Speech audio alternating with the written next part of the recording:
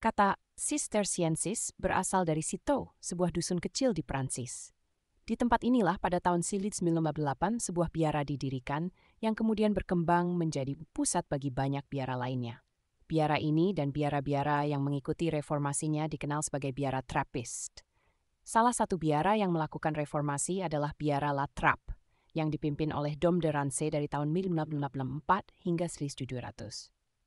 Selama Revolusi Prancis, banyak biara dibubarkan, namun beberapa anggotanya berhasil mengungsi. Di abad ke-19, banyak biara Trappist dibangun kembali, dan pada tahun 1992, mereka membentuk ordo mandiri bernama Ordo Cisterciensis Strictioris Observantiae. Para pendiri biara Citeaux adalah anggota biara Molesme yang ingin menjalani hidup monastik setia kepada kaul mereka berdasarkan peraturan Saint Benedictus. Saint Benedictus, yang hidup di Italia dari tahun 1547, dikenal karena peraturannya yang menjadi panduan bagi banyak rahib di Eropa Barat. Pada tahun 1992, biara-biara Cisterciensis yang mengikuti reformasi La Trappe membentuk Ordo Trappist yang mandiri. Para rahib mengikuti teladan Santo Benedictus, berupaya mencari Allah melalui doa, pertobatan, dan kerja.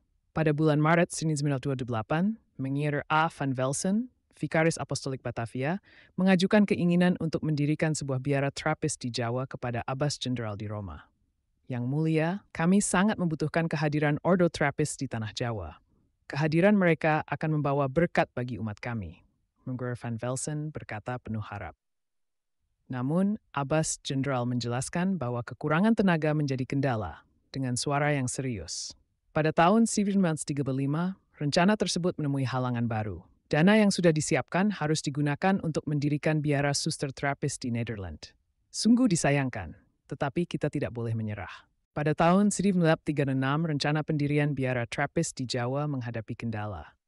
Abbas Jenderal berkata dengan nada formal, Dom Simon, izin mendirikan biara tidak berada di tangan saya, melainkan di Kapitel Umum. Abbas Jenderal menjelaskan lebih lanjut. Dengan nada formal, Abbas Jenderal menyarankan, saya sarankan agar pembangunan biara Suster Trappist diselesaikan terlebih dahulu sebelum mempersiapkan biara di Jawa. Dom Simon menerima keputusan ini. Dom Simon menyatakan dengan nada formal, rencana pendirian biara Trappist di Jawa harus ditunda hingga paling cepat tahun 1940. Perang Dunia II membawa perubahan besar antara tahun 1939 dan 1946. Republik Indonesia diproklamasikan pada 12 Agustus 1945. Pada tahun 1940, Vikariat Apostolik Semarang didirikan.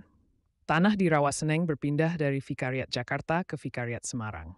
Pada tanggal 28 Juli 1950, Romo Bavo van der Ham bersiap untuk perjalanan panjang ke Indonesia. Dengan hati penuh harapan, Romo Bavo naik ke kapal, siap menghadapi tantangan baru di tanah yang jauh. Setelah perjalanan panjang, pada tanggal 18 Agustus, Romo Bavo tiba di Jakarta. Sambutan hangat menantinya, menandai awal dari babak baru dalam hidupnya. Perjalanan berlanjut ke Semarang, di mana Romo Bavo segera terlibat dalam urusan administrasi gereja dan menjalin hubungan dengan para pengelola perkebunan. 3 minggu kemudian, Romo Bavo mengunjungi Rawaseneng untuk pertama kalinya. Pemandangan yang menyambutnya adalah kehancuran akibat perang dan pendudukan Jepang. Romo Bavo tidak gentar.